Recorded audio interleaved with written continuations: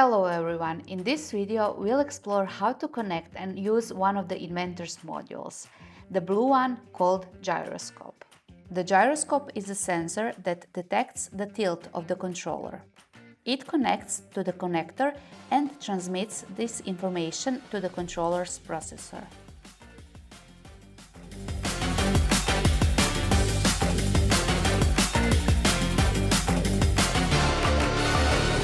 By rotating the gyroscope, we can change the direction of our devices. Let's get down to business. The placement of the module on the bed controller is pretty easy. Remove the plastic from the pins and connect it to the pins at the top of the controller.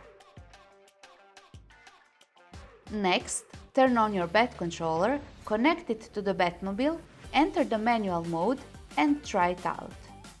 You'll be able to steer the Batmobile like a pro with just a flick of your wrist. Pretty cool, right? We know you're dying to show off your skills, so send us some videos of you and your gyroscope in action. We can't wait to see what you come up with.